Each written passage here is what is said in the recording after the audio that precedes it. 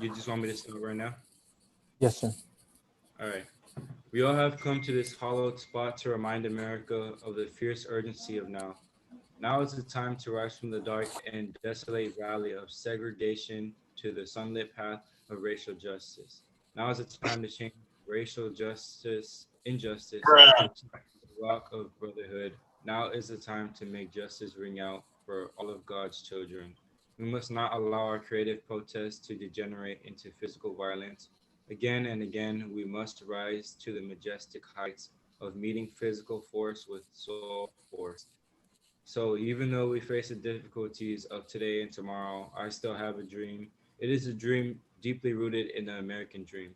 I have a dream that one day this nation will rise up and live out the true meaning of its creed. We hold these truths to be self-evident that all men are created equal. I have a dream that one day on the red hills of Georgia, the sons of former slaves and the sons of former slave owners will be able to sit together at the table of brotherhood.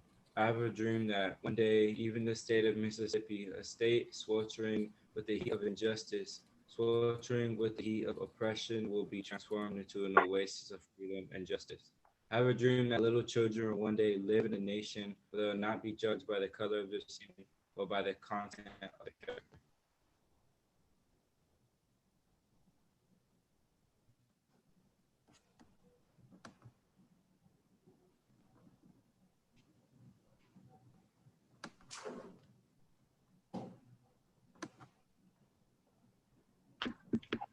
With this, we will be able to transform the genuine discords of our nation into a beautiful symphony of brotherhood. With this faith, we will be able to work together, pray together, to struggle together, to stand up for freedom forever, knowing that we will be free one day.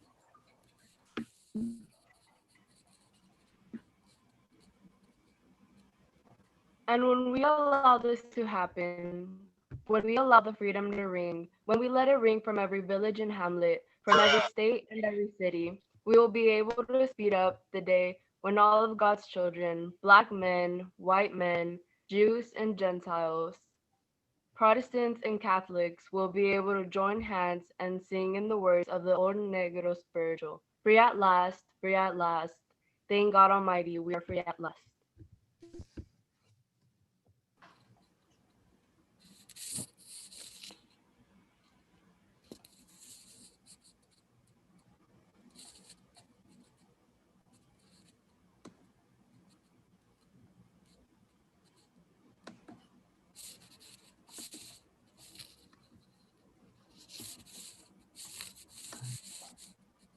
That's 418.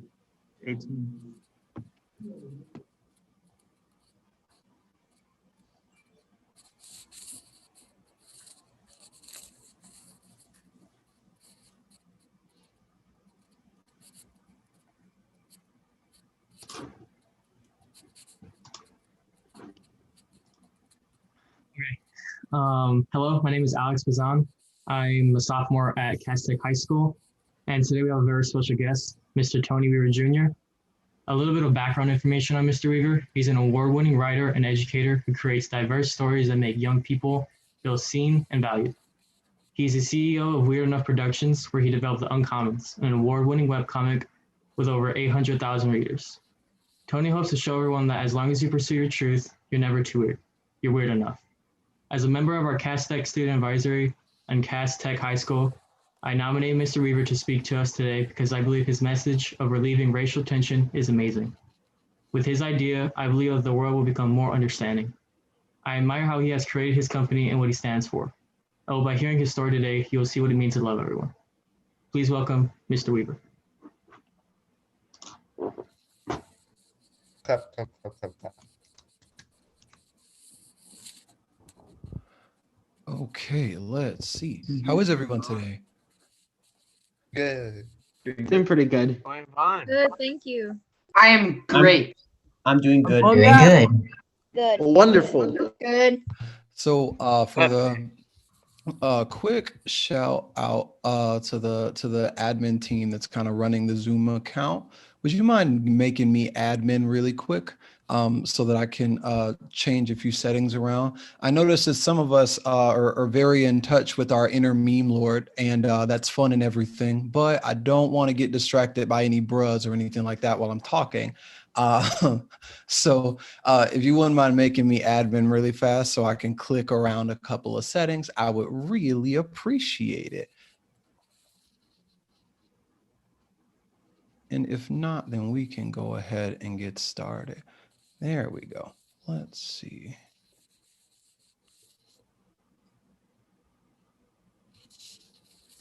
Got it.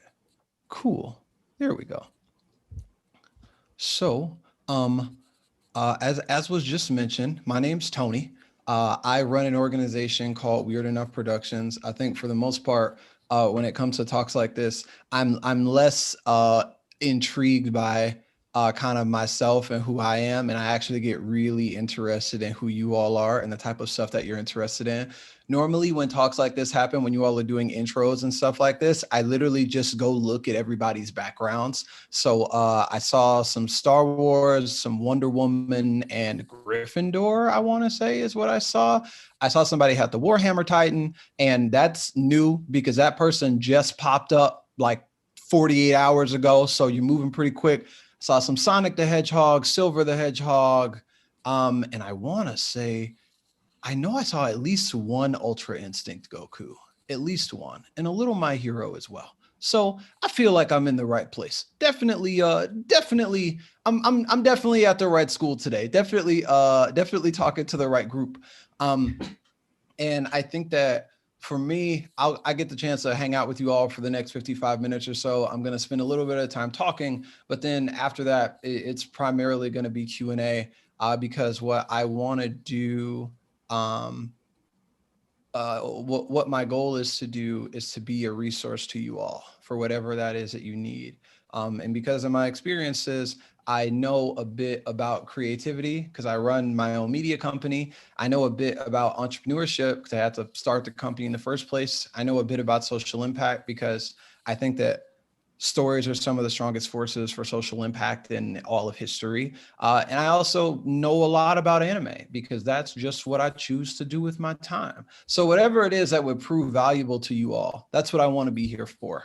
But to give you a little bit of context and to make you a bit more comfortable getting what you need, I'll give you a little bit of background on me and who I am. So my name's Tony Weaver Jr. I'm from Atlanta, Georgia, and I run an organization called Weird Enough Productions.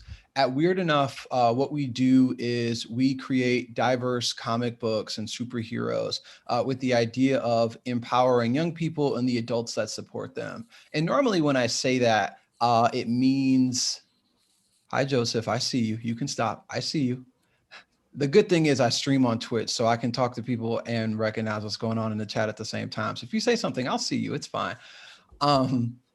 But at Weird Enough, when we say that we make stories to support young people, what that means is that we want to make stories that make the people that watch it feel empowered.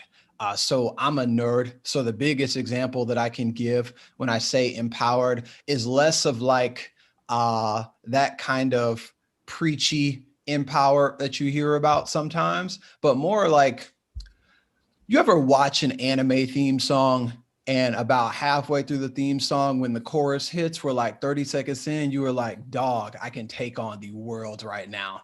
Like the Hunter x Hunter theme song or any of the My Hero theme songs, you put that song on and I am ready. I will go fight an army by myself while that song is on. And I thought to myself, what would it look like for us to tell stories and to create stories that make people feel like that all the time? Because in my life, stories have been the thing that have made me the person who I am. When I talk about my life, I think that when the things that people consider nerdy, comics, manga, anime, video games, those things really saved my life in both a figurative and a literal way. So I grew up in Atlanta, Georgia, and when I was in middle school, the story that I like to tell is that I was in the principal's office every day.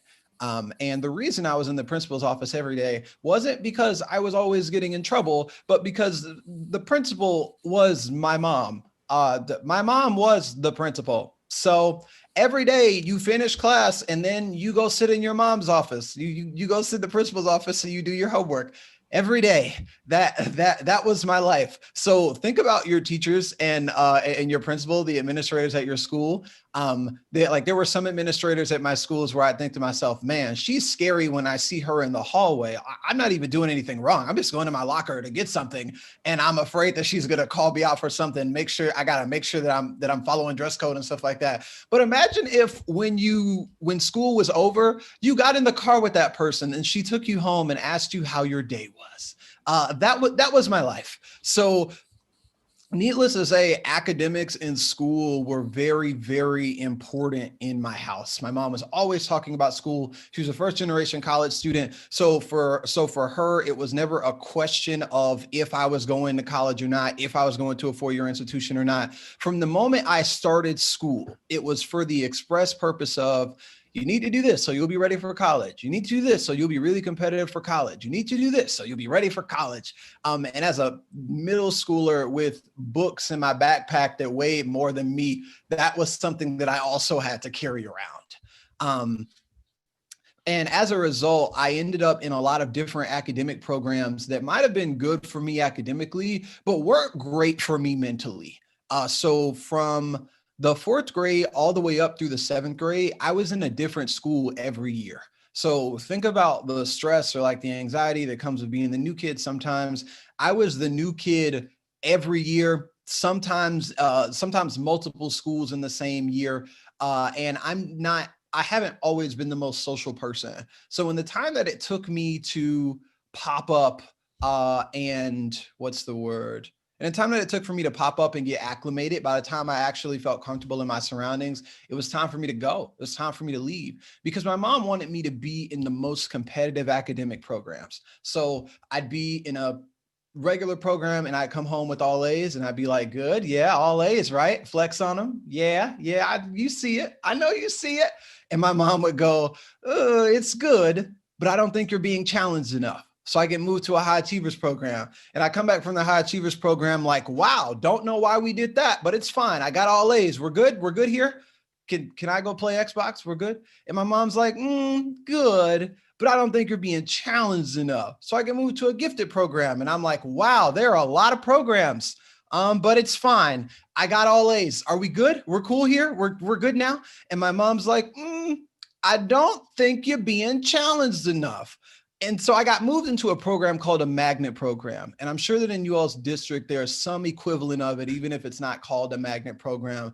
But magnet programs are only offered at certain schools. Gifted classes, high achievers classes, normally you can take them. There are gifted classes or high achievers classes within your school. But a magnet program, only certain schools have those programs. And where I live, the school that had that program was a school that was really far away from my house. So I went from going to a school about 15 minutes away from my house that had predominantly Black students to going to a school that took me 2 hours to get to each morning, where I was one of the only Black kids in my school. So I have to wake up at about 5:45 and be ready for the bus to pull up in my neighborhood at 6:05. I'd ride that bus to a shuttle location where I get off of that bus and get on another bus. I ride that bus to a second shuttle location where I get off of that bus and get on another bus. And then I take that bus to my school, hope that the bus got there in time for me to get breakfast at Before Care, and then school would start. So by the time I actually got to school, I was tired already. And I'm walking into a school where I'm far away from home, both literally and figuratively. And what happened for me is that at this school, since I was one of the only Black students in my school, I dealt with a lot of racism from both my teachers and my peers. So for a lot of my peers, I was the first Black classmate that they had. And I'm sure that that's something that they get to write on their college application as a good thing. But for me, it was very stressful. I couldn't do certain things without being accused of stealing. I always had to make sure that my location was accounted for so that people wouldn't accuse me of doing things that I didn't do. And for teachers who you would think are supposed to be a safe place in the middle of all these things, I dealt with a lot of difficulties from my teachers as well.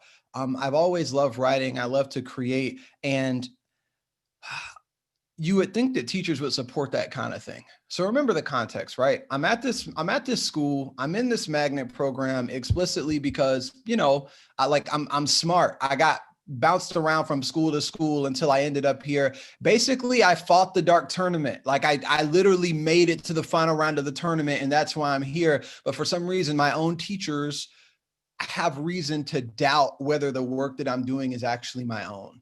Imagine this. Have you ever done an assignment where you feel really good about it? Sometimes you get assigned things and you're like, listen, I don't particularly want to do this, but I know I have to do it for the grade, because if I get an incomplete, my mom's going to notice right away, and that's not going to go over very well for me. But some assignments, you get them and you're like, oh, this one's easy. I'm going to knock this out of the park. This assignment aligns with my strengths.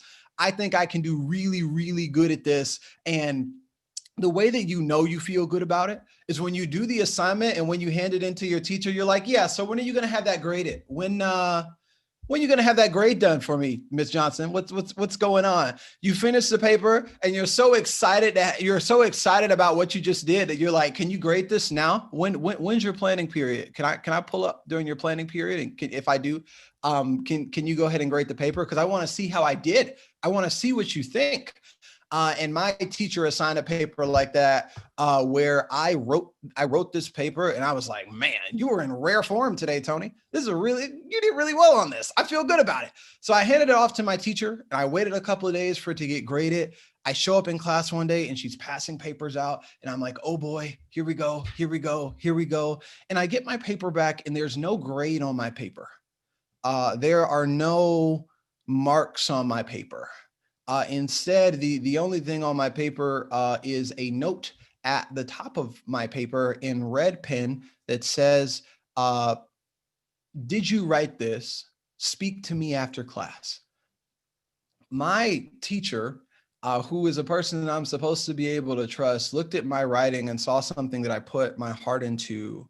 And instead, her first thought, instead of going, wow, Tony, this is really good, was, I don't think you actually wrote this. And after class, she had a conversation with me where she explained to me how bad plagiarism was, and essentially let me know that even though she couldn't prove that I had copied it from anywhere, she was going to be keeping a close eye on me, and that I would get a 0 for the assignment if she found evidence of me cheating.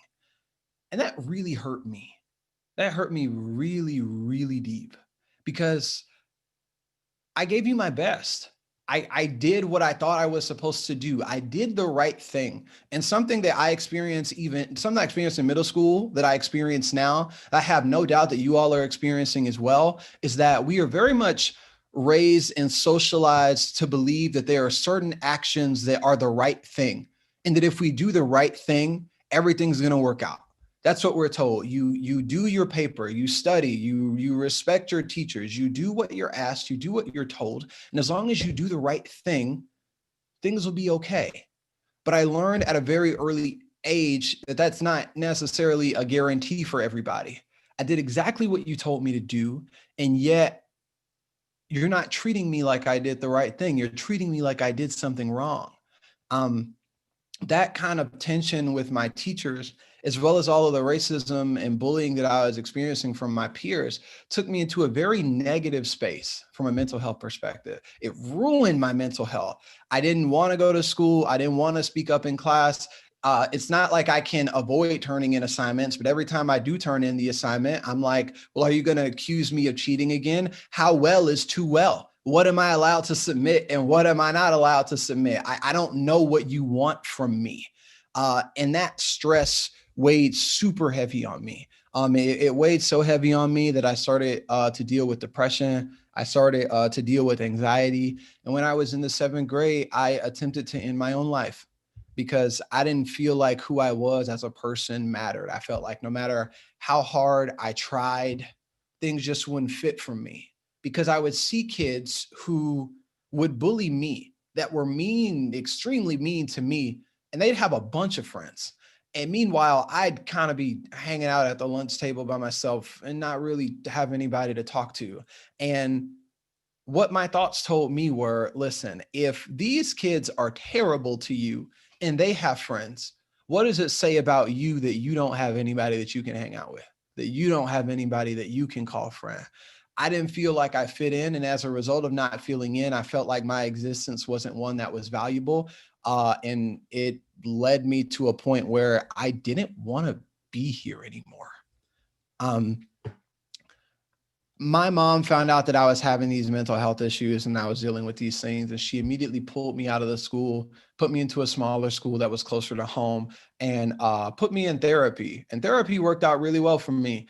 The school that I got put in was the last new school that I had to go to. It was the last time I had to be the new kid. I stayed at that school. It was K through 12. So I stayed at that school all the way until the time that I graduated from high school.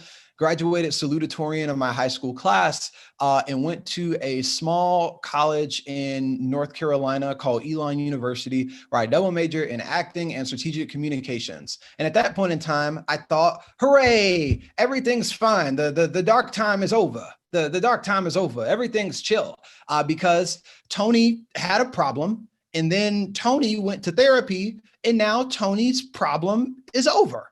Great. This is wonderful. The arc is done. You can roll credits. We're cool. Everything is going to be smooth sailing from here on out. Because in my dark time, the thing that helped me the most was all the things that I mentioned earlier, like comics, manga, video games. That was my thing. I would read these stories of all these underdog characters that had ambitions and things that they wanted to accomplish that they felt profoundly unequipped to accomplish.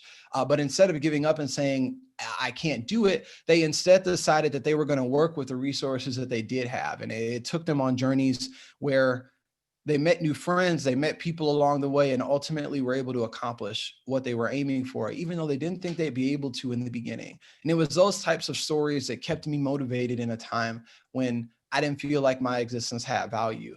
When I got to college, I thought, all right, you're cool. Glad that arc is over. Now we can get along to some of the cool stuff.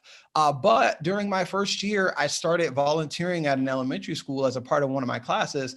And I realized that the story was far from over. As a part of one of my classes, I volunteered at an elementary school where I mentored a 4th grade student named Nazir. Now, you all probably don't know this, but anybody that comes into the building to work with you has to sign a bunch of paperwork, and in most cases go through a bunch of training to make sure that they are qualified to work with young people. I had to go through like 3 weeks of training before I started volunteering at the school. And in the training, the big thing that they brought up was what we could talk to the kids about. They're like, you're going in there to talk about curriculum stuff. Talk to them about curriculum stuff. We're going over history right now. We're talking about the Pilgrims, Squanto. They might have some questions about Squanto. So be prepared to talk about Squanto. And I'm like, I don't remember us spending that much time on Squanto at all, but okay, we're talking about Squanto today. And I show up at this school ready to talk about Squanto. And I sit down in front of this kid and he looks at me for like 3 seconds and he goes, so who's your favorite Ben 10 alien? And when he asked me that question, there were 2 things that came to mind. Number one, I'm not supposed to talk to you about that. You know that we are supposed to be having conversations about Squanto. Number 2, how did you know that I watch Ben 10 and that I have a favorite Ben 10 alien? Don't wait till your teacher walks by. The answer is Accelerate. Accelerate is a superior Ben 10 alien, especially among the main 10. And he didn't feel that way. He thought Heat Blast was the best alien out of the original 10. And we got into a very spirited conversation about it. And that is what became a hallmark of our relationship. I was supposed to be having conversations with him about school, but whenever I showed up, he could sense the nerd. He could sense that he could talk to me about these sorts of things. He wanted to talk to me explicitly about those things. And he told me he didn't have a lot of people that looked like him that he got to talk to about this kind of stuff, because a lot of his friends thought that it was weird, that it was like something for kids, even though like you're a 4th grader, you are a kid. I don't know why people are telling 4th graders that things are childish, but I was able to help him in that way. Halloween was coming up and I asked him if he was going to be dressing as Ben for Halloween, because Ben's outfit is pretty chill. It's a green track jacket and some jeans. It's pretty easy to pull off. All you need is like a sticker or something that says 10 and you're done. And he told me, I want to, but I can't because I don't look like him. I'm going to dress as CJ from Grand Theft Auto. Because even in the 4th grade, when he had to think of somebody who he could be like, the first character that came to mind was a main character of a video game where you kill people, steal things, and run away from police. And this is pre-Black Panther, pre-Spider-Verse. A lot of progress has happened since then, but we still have a long way to go. But the underlying theme was that even though there were all these characters and stories that he identified with, he didn't think that it was possible for him to be one of those people.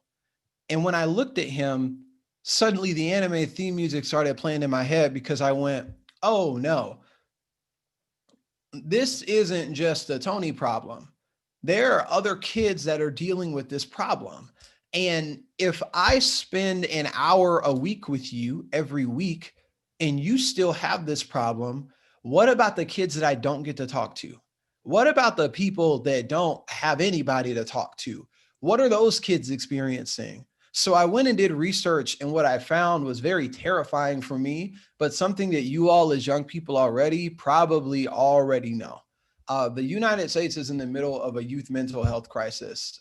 Depression, anxiety, and suicide rates among young people are the highest that they've been in the last 20 years. And that is before COVID. That's before we switched to distance learning and we got separated from our friends and couldn't even like hang out with the homies face to face most of the time anymore. Young people are navigating something that no other generation has had to navigate before. And the impact that it's having on their mental health in an education landscape where we already didn't know, we already weren't giving them adequate tools for their mental health to begin with. We're in a really scary place. So I thought to myself, what can I do to help? What can I do to positively impact people? And the first thought that came to mind was, well, when I was in my dark place, what helped me? Comics, stories, characters, narratives. Those were the things that brought me out. And I've always wanted to write. I've always been a writer. So I thought, what if I could write a story? What if I could make something? But what if I could take the same things about Naruto or about Bleach or about One Piece that really appealed to me and put it in a way that makes it really easy for a teacher or a librarian to incorporate into the classroom? And that was the core of what our innovation was. So we have our original comic series called The Uncommons that you can see behind me here. At the time that I wrote my bio, we were at 800,000 readers, but now we're at about 1.2 million readers. Since I started the organization in 2014, we've raised a little bit over $1.5 million to create comics and get these stories into the hands of young people that need encouraging. I get to work with a team of illustrators and artists from around the world. We're scattered around the US. Some of us are in Africa, some of us are in Canada, some of us are in the Philippines. And I really get to do exactly what I want to do. This is the only job that I've ever had. As soon as I walked across the stage with my college degree, I had a 6-figure investment waiting for me on the other side. And I've had the privilege to build an organization where I do meaningful work, while also doing the things that make me happy. And as we talk about the concept of today's youth rally, and what I think the core takeaway is supposed to be are things around mental health, things around agency, things around the power that young people have. I think that my story kind of encapsulates all of those things. Number one, in the understanding that mental health is important. It's important. And I know that as young people, you all don't always have control over your mental health because you don't always have control over your environment. But what I implore you to do is find the things that make you happy and protect those things. Find the things that make you feel fulfilled. Find the things that make you feel calm. Find the things that make you feel safe, and do what you can to create an environment where you're able to hold fast to those things. The next thing that I would say is that when it comes to social impact, the strongest solutions come from people that are closest to the problem. If you asked me if I was going to be a mental health advocate when I was in middle school and I was getting beat up in a locker room, I'd be like, no, probably not. I don't know anything about positive mental health. I don't know her, never experienced that feeling before. Where they do that at? I don't know anything about that. But the fact that I was so close to the problem and it's an issue that I dealt with myself allowed me to develop a solution for people. What I say is that I spent so much time in the dark that when other people are there, I know how to go back and get them because I spent so much time in that place. And for you all, there might be a problem right now that you're experiencing, or a problem right now that you feel really close to. And even though that problem might feel really large and insurmountable, I want to say to you that not only do I think you can overcome that problem, but after you do, the fact that you overcame it is probably going to be what allows you to go back and help other people. So often when we think about social impact, we think of it in terms of these really cut and paste metrics or even vanity metrics. There are some organizations that raise $50 million a year for their work and don't really do much other than sit and let people look at them. Their impact numbers aren't that great. But I implore you to think about to consider the shortcomings that you've had or the obstacles that you've had to overcome as the places that you are allowed to create an impact. And lastly, at Weird Enough, we have something called the Weird Enough Way, which Alex explained a little bit when he was giving my intro, this idea that as long as you pursue your personal truth, you're never too weird. You're just weird enough. I know exactly what it means to be the weird kid. In a lot of ways, I'm still the weird kid. When I go do talks and I hang out with young people, I'm really chill. Like I'll pop up with the Pokemon on screen. I'm relaxed and I'll bring up anime references and stuff like that. I remember at my first investor conference when my investor got everybody in their portfolio together for a meeting, there were 36 of us all in the room. I was the only person, I was the youngest person in the room. And I was also the only person in the room that was under 25. And, it was the summer of 2016. I don't know how well you remember the summer of 2016, but that was the summer that Pokemon Go came out and everything seemed like it was going to be okay with the world. So I was literally in a room with like multimillionaire CEOs giving talks and having conversations about things. Meanwhile, like in front of me, I have a notebook where I'm taking notes, and in my left hand, I have my phone on and I'm playing Pokemon Go. Never be afraid to be that person. Never be afraid to be the person that brings your 100% self into the room, because a lot of people will tell you that you have to be successful in spite of your quirks, in spite of the things that make you different. But I believe that the reason I've been successful and the things that will make you all successful as well are the things that make you weird. The things that make you weird, the things that make you different, the things that other people look at and don't understand will be the same things that people pay you for later. The things that make you competitive later. The things that give you an advantage over the competition later. The things that make you different, that inform your perspective, allow you to see the world in a way that nobody else can see it. And since nobody else can see it that way, you get the opportunity to create solutions that nobody else can make. But that's where the responsibility lies. Because since it's a solution that only you can make, if you don't do it, the world is fundamentally going to be missing something. If you don't do it, nobody else is going to be able to. And what would the world look like if it needed something that you were supposed to give and you didn't do it? And I know that that's hard. I know that I know that it feels like a lot of pressure. And even for me, I think that sometimes it's hard to embrace who you are 100%. But what I want you to know is that even though it's a battle that we have to fight, even though it's a battle that requires effort, and it might not always feel like it's going to be worth it, it always will be. So don't let anybody take that from you. And that's all I have to say about me and context about me. I feel like I've been talking too much, but we still have about half an hour, 25 minutes left for Q&A, and I want to answer as many questions as possible. So whatever you all have to say, whatever you want to talk about, I'm here for it. I'm paying attention in the chat. And depending on how many questions we have, I might make it so that people can unmute. But let's do this. I'm going to read the chat, but also if you raise your hand, then I'll see the thing where you can where you raise your hand, and I'll unmute you for you to ask your question. So either one is fine. Let's see. We got Caleb, and if I say your name incorrectly, tell me how to say it and I'll correct myself. Caleb, what's going on? It is Caleb. Yeah. I'm asking because I saw that link. I don't understand what it is because I've been trying to figure out with my teacher. That is not the type of questions. Oh, the sign-in link.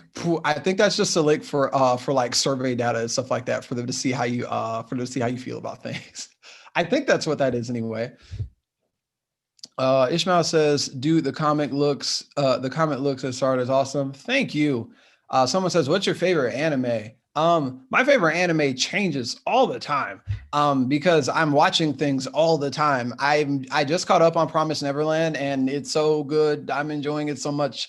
Dr. Stone is my favorite anime of the new school, but if I had to pick one that's like my favorite, there's an anime that came out in 06 maybe called Eureka 7 that got animated by Bones, the same people that animate Skate the Infinity and My Hero. And I think that was my favorite. Favorite Pokemon, I like Cubone. And here's why. Here's why I like Cubone. If you think about Cubone, it's like small animal, bone mask on his face. And when he evolves into Marowak, he has a little bone that he carries around. But Cubone knows Ice Beam. And I don't know how Cubone can use Ice Beam. Like, does he shoot it from the bone like a wand? Does he use his hand like a Todoroki type deal? I don't know how he does it, but the fact that he knows Ice Beam is really funny to me. And that's why he's my favorite Pokemon. Wyatt, talk to me. What's your favorite video game? Favorite video game? I grew up on the Halo series. The Halo series is really, really fun to me. But my favorite video game that I played in like the last 5 years, I really like Persona 5. Persona 5 is really good. And the thing about Persona 5 is that you spend a lot of your time, like you're literally a high school student, you spend time in class having to answer questions.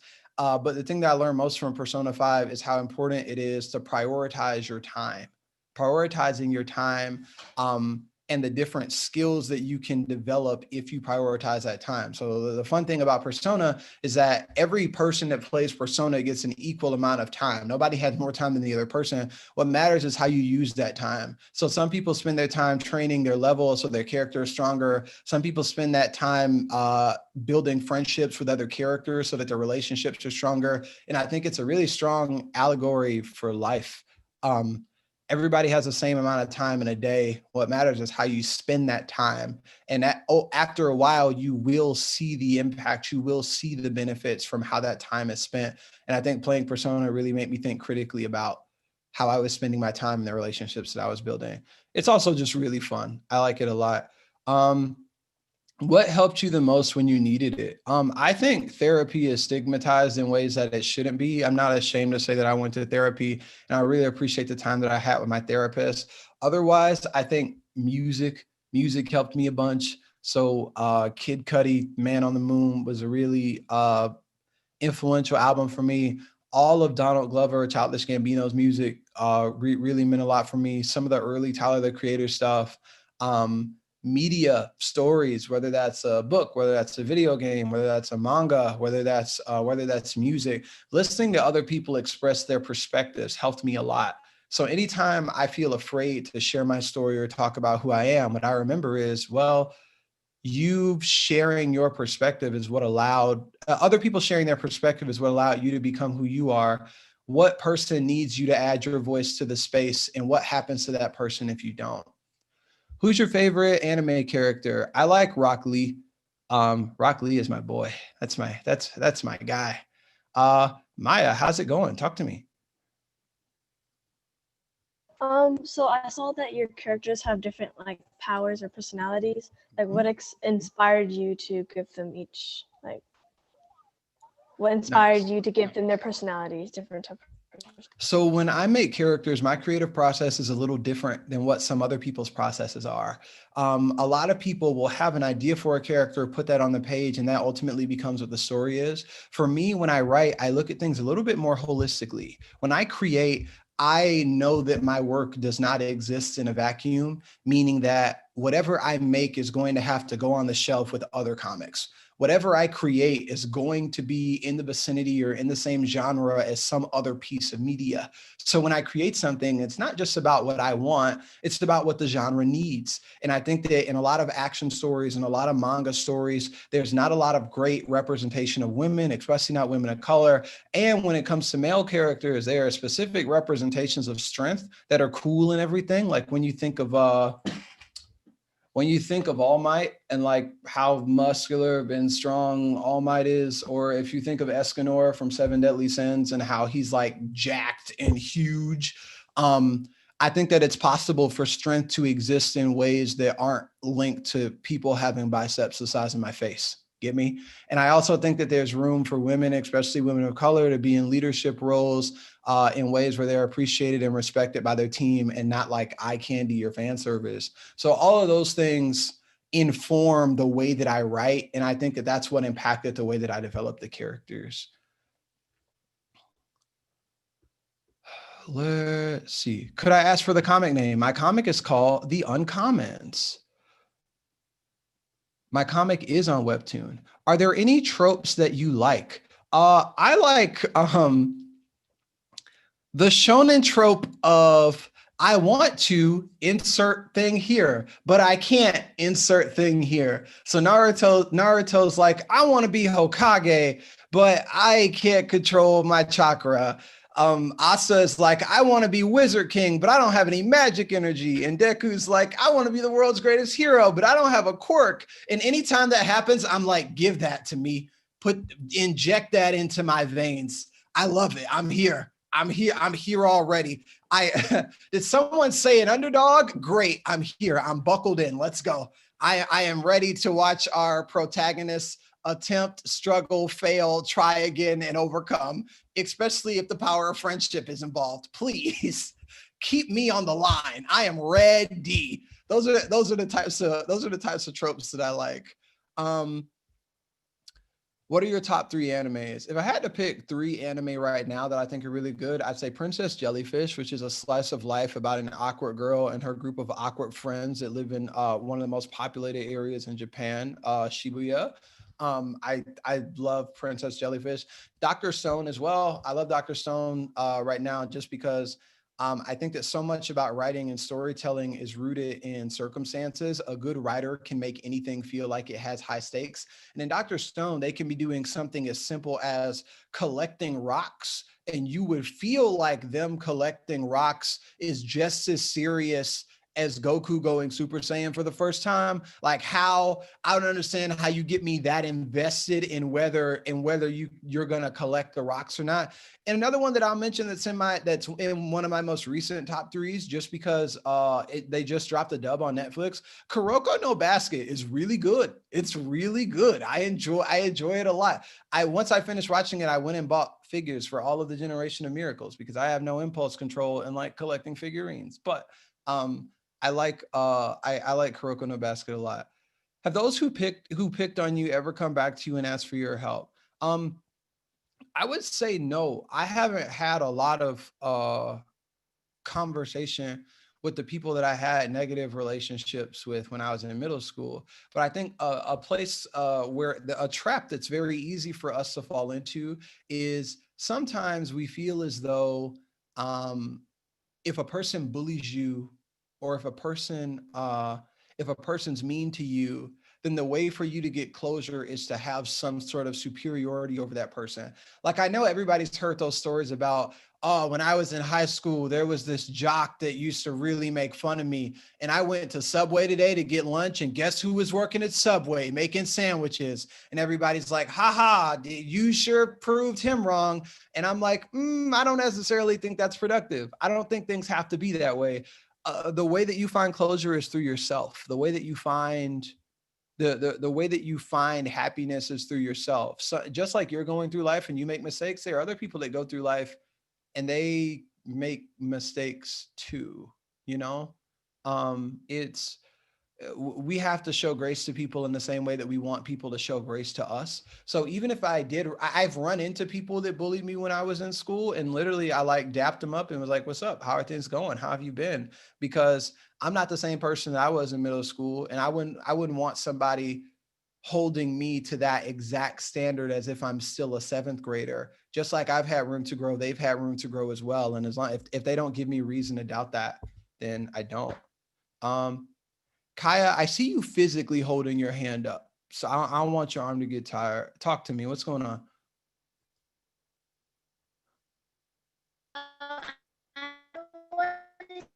Ooh, you're lagging. I'm having a little trouble hearing you.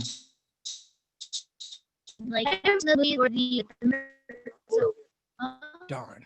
Kaya, I'm having a little trouble hearing you. Do this for me. Type it in chat and I'll scroll down and I'll see it. Type it in chat and I'll answer in just a moment. I'm having a little trouble hearing you. Type it in chat for me. Okay. Let's see. Diego, what's going on?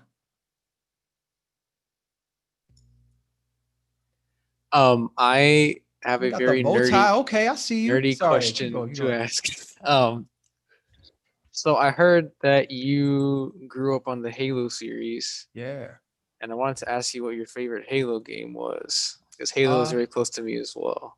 I loved Halo ODST just because we got to see a different perspective. Playing the game as a Spartan is one thing, but playing the game as a character that does not have super armor is a completely different vibe. And I enjoyed that a lot. We got Firefight. It was one of my favorite game modes. And the Halo novels are actually really good too. I think Cold Protocol is my favorite of the novels. They're really good. Kaya, I'm going to scroll down and see if I see your question at the bottom. I don't see it yet, but go ahead and type it and send it because I want to make sure that I answer it. And also, I'm gonna stay on for as long as I can. I don't know when you all have to dip. We still got at least another 15 minutes, so we're just getting started. But I do see all your questions, and I want to make myself available for whatever questions you all have. One moment, I'm scrolling up because I saw a question that somebody asked that I want to make sure. I want to make sure that I answer.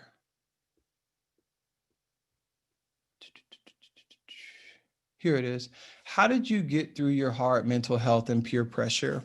That's a good question. I think that mental health and peer pressure are kind of on the same scale. When it comes to mental health, for me, what I learned to do, and I wish I learned this earlier, was to think critically about the things that make me happy. What makes me happy? Me, specifically, me. Not my parents, not my teachers, not the people around me. What makes me smile? What makes me feel at peace? What makes me go, man, today was a good day. I really enjoyed my time today. What are those things? And once you figure out what those things are, we understand that we're not always going to have access to the things that we see, to the things that we want all the time. So for example, watching anime really helps me relax, but obviously I don't have time to watch anime all day, every day. Playing video games with my friends helps me relax, but sometimes I don't have time to play video games, and other times my friends aren't online at all. So there are times where I'm just not going to be able to do that. But knowing what those things are will let you know what you can do when it's time, when you need a pick me up. So for example, something that I learned recently is that I've been breathing incorrectly. Like obviously you breathe for air, but one of my friends is a personal trainer, and she showed me, she was like, if you breathe from your diaphragm and you sit up straight, you get more oxygen. And if you take slower, deeper breaths instead of fast, shallow breaths, then you get to enjoy them a bit more. You get a bit more oxygen intake. And in times where I'm really angry, or I feel like I'm losing control of things, or I just don't feel like I'm in a good mood, sometimes I just sit and breathe.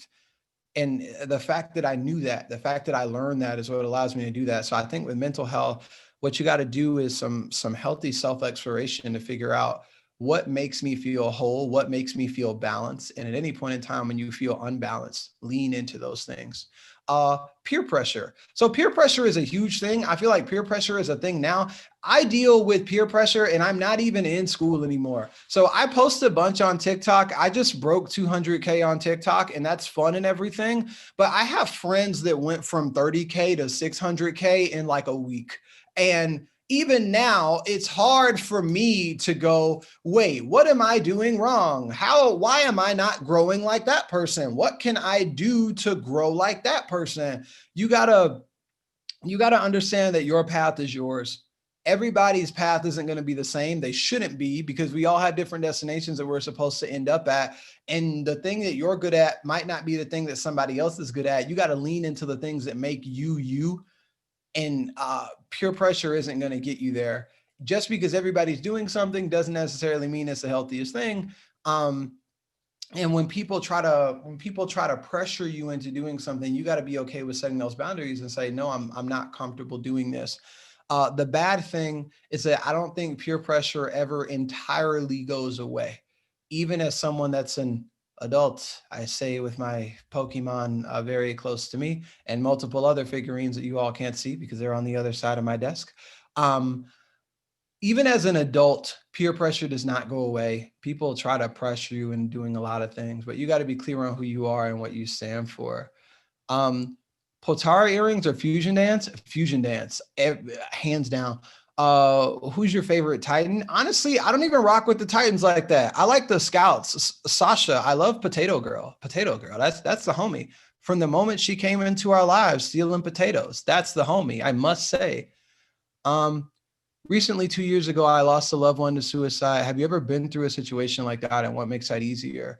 Yeah, I did. I talk a lot about how I dealt with suicidal tendencies and how even though I attempted, I wasn't successful. But I had a really close friend named José who was successful and is no longer with us. And I think very often about not only who she was, but who she could have been if she was still here. And I think that when dealing with that, number one, it's about not assigning blame or fault in any way. Get me? Especially when it's somebody that you're close to, it's really easy to go, well, maybe if I called more, maybe if I was nicer, maybe if I was around more, then they'd still be around. Get me? It's really easy to look at yourself and go, this thing happened to a person that was close to me and I personally feel responsibility for it. You got to free yourself from that, for one. And then from there, I think it's just about continuing their memory, right? As far as I'm concerned, I don't just walk my path for one person now, I walk it for two, because I got to accomplish things for me, but also if Deshay was here, I know that she would want me to be doing the best that I could. And that's kind of the way that I cope with it and deal with it. There's no one size fits all solution, but what I can say is make sure that you don't carry that blame, which is easier said than done, but it's really important. Charles, hello.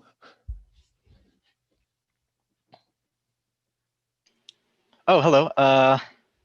Hi there.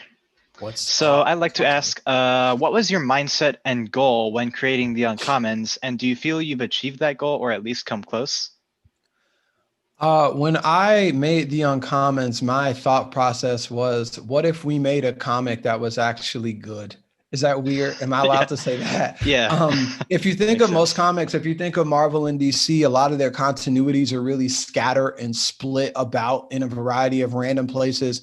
Every 6 months, the universe gets rebooted and somebody else is doing something different. Characters go from having really simple skill sets to these massive, overpowered thing. Like the Flash was originally a guy who could run fast, and now 80 years later, he's like a quantum entity that defies all space-time. Like, how did we get here? How did we get here? I don't feel like people put a lot of effort into telling their stories well, not in the West anyway. But I think that in Japanese manga, in Korean manhwa, or even in French comics, there's a much larger emphasis on continuity and a diversity of storytelling. And I wanted to make something that was that. I wanted to prove that that was possible. And I think that I've done it a bit so far because we've had some success, but I will consider myself accomplished when we get an animated series. That's what I'm trying to do right now. We're in talks for an animated series with someone, a celebrity whose name I can't say right now. But when that happens, then I'll feel it. All right. Thank you very much. No problem. Joseph, you've been blowing up my private messages. So I hope your question is good. I'm ready for this. What do you got for me? Do you play Warzone? Oh, I'm terrible at Warzone. I'm so bad. I'm so bad. I'm so bad at Warzone. I play Apex, and I tend to do decent on Apex. Either that or my friends carry me. It's one of the two. But Warzone, I'm so bad because, like I said, I grew up on Halo, and Halo was a lot slower pace. And Halo, you spawn with at least 2 weapons, and you have a shield when you show up. Warzone, like you don't have no shield, you don't have no weapon. It's hard. It's hard. Warzone's hard for me. This person says, have you watched JoJo's? I have, and Caesar is my favorite. Part 2 is my favorite part of JoJo. Thank you for giving this talk. It's really inspiring, and I'm sure a lot of other people appreciate everything you do and that you said. Thank you. I appreciate that. Have you finished One Piece? I haven't. I'm at Wano. I stopped at episode 896 of One Piece because I binged all of it. Would you believe I watched episode 300 of One Piece all the way up through 896 over the course of about 2 months? It was just me in my apartment with various boxes of pizza. I was writing. It was a lot. It was a lot going on. It was right after George Floyd. I was sad. Like, it was just me in my apartment eating pizza and watching One Piece. I was coping. I stopped right before Wano, but I love One Piece. I think it's amazing. Have you watched Death Note? I do. I have watched Death Note, but I think that Nier is cooler than L, and a lot of people disagree with me on that. Someone says, I'm having a little anxiety of a path to do after high school. And what I want to say is that is completely valid. That's 100% valid, like 100% totally valid. When I went to college, I thought I would be doing something completely different than what I'm doing right now. I didn't expect to be doing what I am currently doing. I'm very happy. I'm very fulfilled. But if you asked me if I was going to be doing what I'm doing right now, my answer would be no. I don't think that's what I'm going to be doing, especially not working with kids. Believe it or not, talks like this where we get to have Q&A and conversation back and forth are literally the most fulfilling parts of my work. I love doing this. This is my favorite part of the work that I get to do. But since my mom was an educator, my mom was always like, I think you're going to be a teacher. I think you're going to be a teacher. And I'm like, no. The minute I get out of this building, you are not going to catch me in another school. I guarantee you that. And yet here we are, me with over 400 students on a Tuesday afternoon, just chilling and talking about JoJo.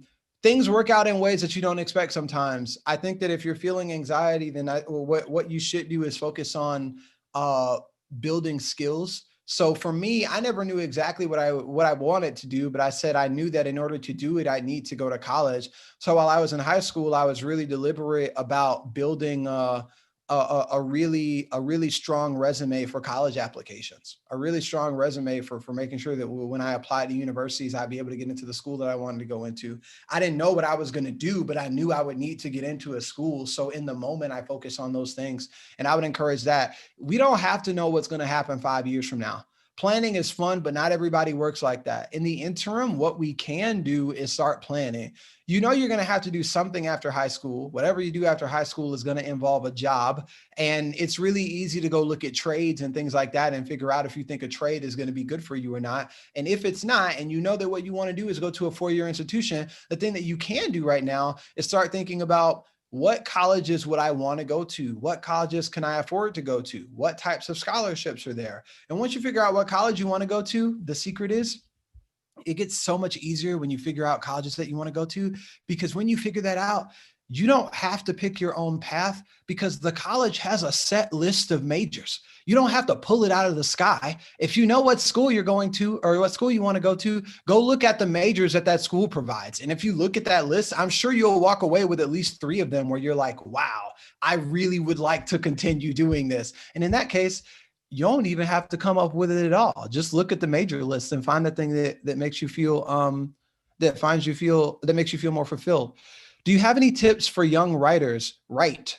The only thing that you need to be a writer is a pen and a notebook. I still jot down most of my stuff in a notebook.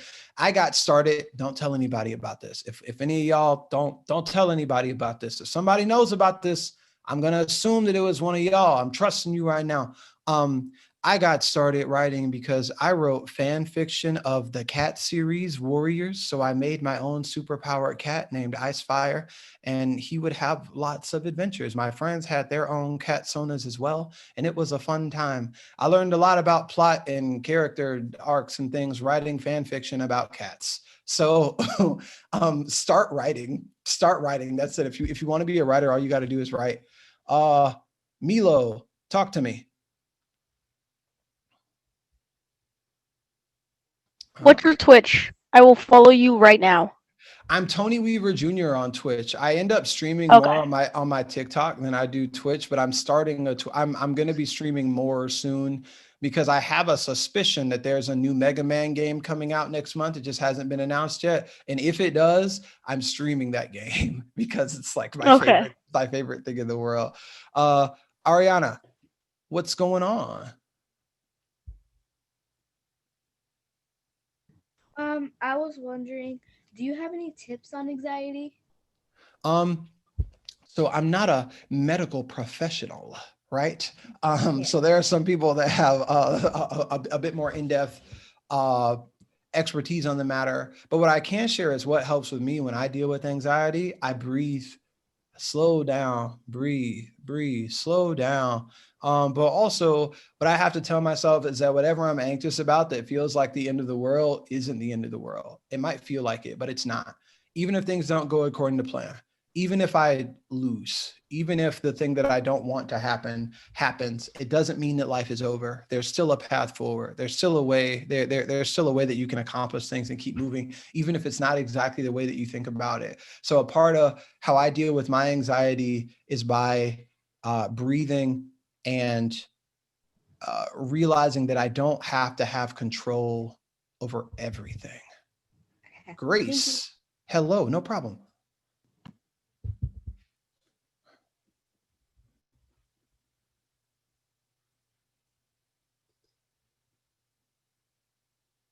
Oh, there you go. Hello. Hello.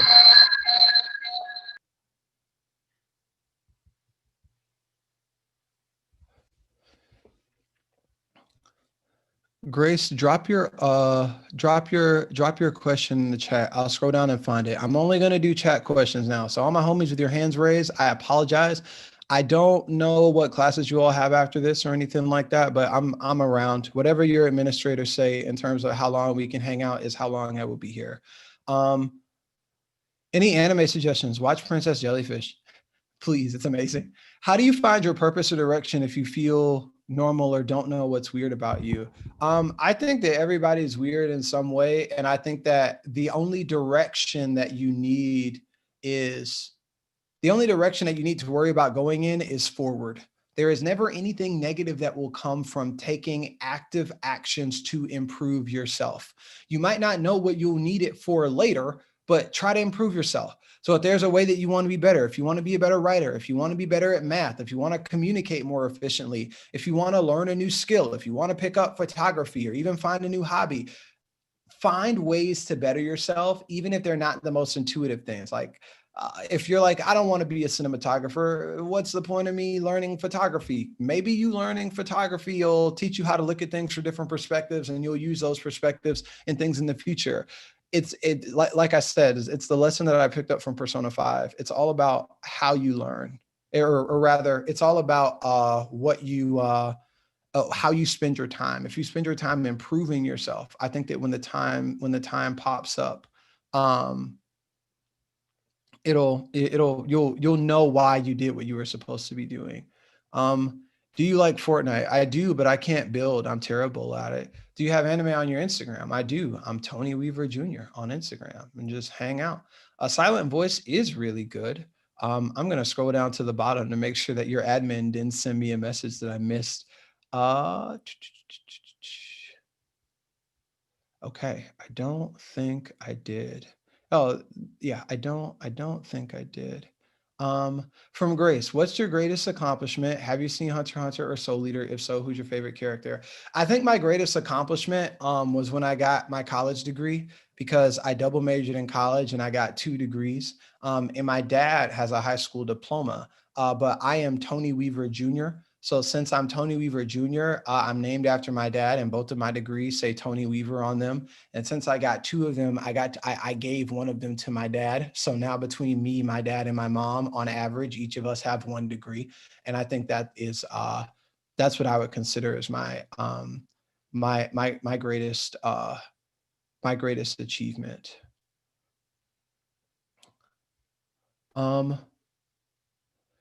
Self-harm is something that I've been struggling with my whole life. Do you have anything you wish you knew back then when you were dealing with those things? I think what I wish I knew is that everything is going to be okay.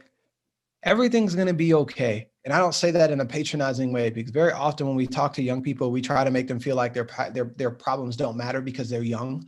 But what I want you to know is that even when it feels like the sky is falling down, I promise you everything is going to be okay. That doesn't mean that we won't have painful experiences. That doesn't mean that things are always going to go our way. But in the long run, I am confident in the fact that everything is going to be fine. And if you keep hold of that, and you know that the end goal is that everything is going to be okay, I think it'll help in times when things feel especially difficult. Have you watched Black Clover? I'm 30 episodes into Black Clover. Do you have any LGBTQ plus characters? I do, multiple. Not just amongst the main five, but kind of scattered about the world, scattered throughout the world as well. That level of representation is very important to me. Who's your favorite My Hero character? I like Deku because I love I love sad boys that try to do the right thing. Those are my favorites.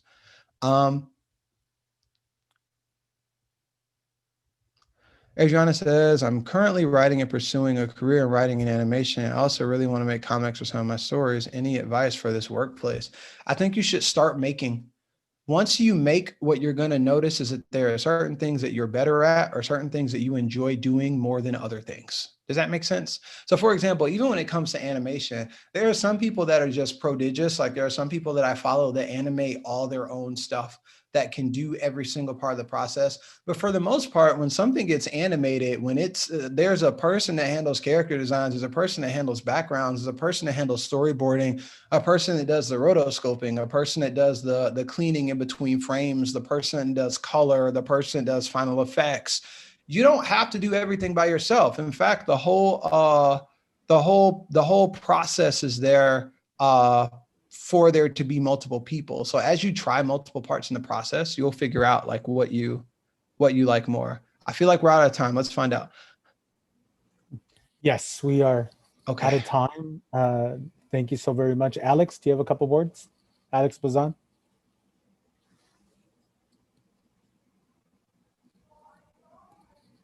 Sorry, it didn't let me unmute. I just want to thank you for letting everyone have a chance at asking you a question. I really like how you shared your story and helped everyone kind of feel comfortable. I was really nervous at the start of this because I thought it was going to be really awkward, but you managed to mellow out that anxiety. I find your personality great, and I believe that what you're doing is truly amazing. So thank you for giving your time. Thank you for answering our questions and being open to all of them. We really appreciate it. So I just want to give. Thank you all. Really happy to be here. I'm Tony Weaver Jr. on like all platforms, and I go live on TikTok like 3 times a week. So if you want to talk more, I go live pretty often. So I'll be there hanging out. Thank you all.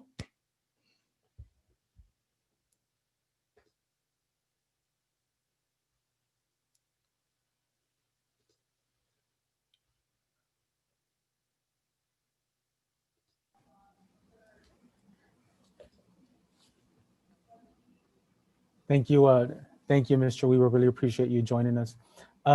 Tulip.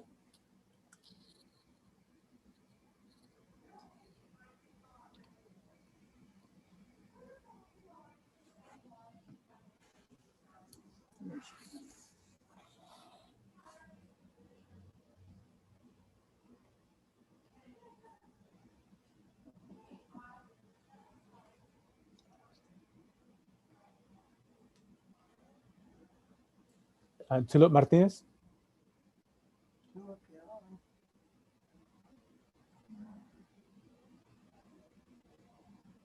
Okay, well, we'll move on.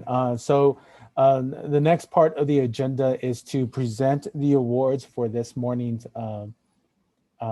Civic Fair. Thank you to all who participated and competed. Just want to do a little temperature check. Is the senator on?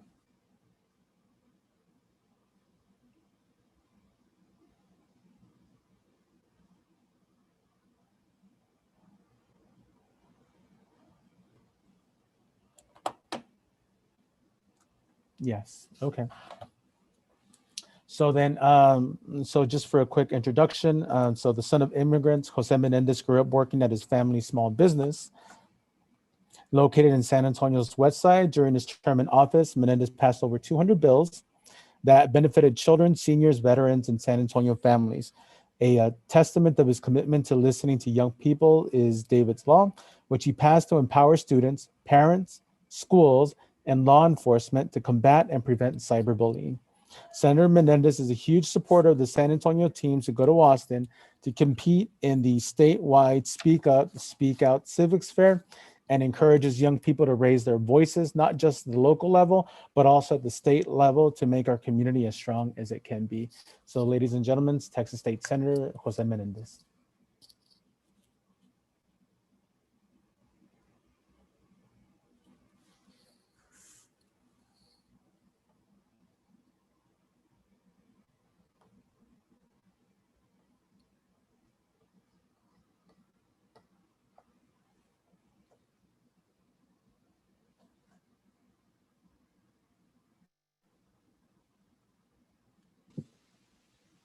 Just 1 second, guys.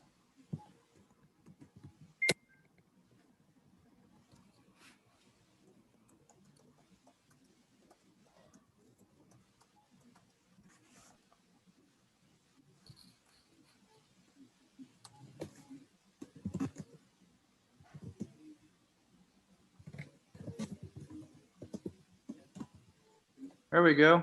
There we go.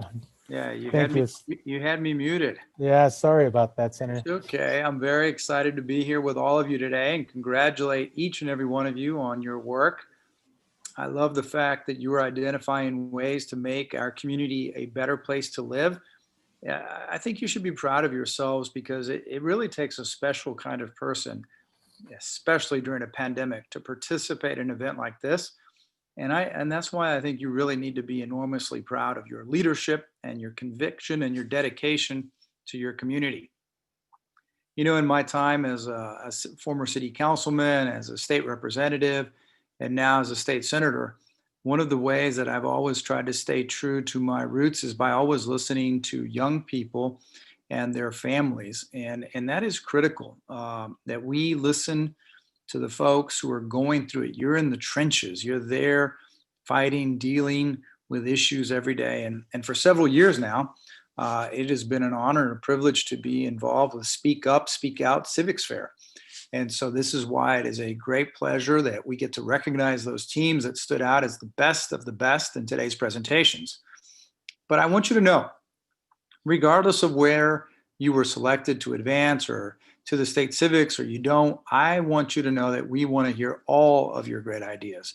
And I hope that you continue to pursue making our community a better place. We're going to be recognizing the top 3 presentations in 3 categories: the high school, the middle school, and elementary. So let me start with here what I have in front of me. Let's see here. Let's start with 6th through 8th grade is what I have in front of me. In 3rd place, Team 17. Presentation topic was mental health during the pandemic. Excellent, excellent idea, excellent topic. The presenters were Leah, Aliana, Araceli, Giselle, Elena, and Ilan from the Advanced Learning Academy with a combined score of 107. Congratulations. And I mean, let me tell you, you were 1 point behind 2nd place. Team 22, your presentation topic, health and wellness within the school, presented by Samuel, Kevin, and John from Kruger KSAT with a combined score of 108. Congratulations to that excellent team for their presentation, Health and Wellness in School. And in first place, team number 20, the environment, trash on the San Antonio Riverwalk. And the presenters were Annabelle, Elisa, Tyler, Jaden, Charlotte, and Iogan. And they are from the Advanced Learning Academy, and they had a combined score of 113.33. Congratulations to the middle school 3 winning teams, the 3 top teams. Moving on to 9th through 12th grade. In third place, team number 57. Their presentation topic being elderly isolation. Very important topic, very poignant at this time. Isolation is hitting everyone, but especially the elderly. Presented by Abatha, Winter, Samuel, Emiliano, and Liv from the International School of the Americas. You had a combined score of 113.5. And probably what has to be one of the closest differences in scores was between second and third place. Second place, team number 75, the environment, Fields of Land That Cry, presented by Fernando, Nicolas, Deandra, and Nicolas. And they are from Cass Tech High School. Get this, guys. The last score, third place was 113.5. Second place, 113.75. 1/4 of a point difference between second and third, meaning that both of them were excellent presentations. In first place, team number 79 with a presentation called Hunger. Very appropriate at this time. Presented by Beckett, Eder, Edafe, and Mahasvin from the International School of the Americas with a combined score of 114.5. Congratulations. I am sure that they were all excellent presentations, and I look forward to seeing them. I hope there's a PowerPoint or something that y'all can send me that I can look into, because I would love to hear what you had to say and see what we can do. And hopefully we could put some of your ideas into practice, into real policy in terms of maybe something at the city or the state, federal government, or just working with all levels of government together, cooperating, because every one of those topics is critically important. I don't know if there was anything else y'all wanted me to talk about.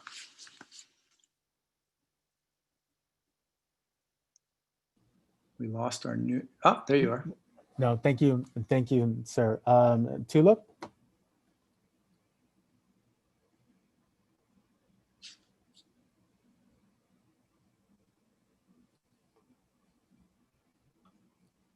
Just 1 second.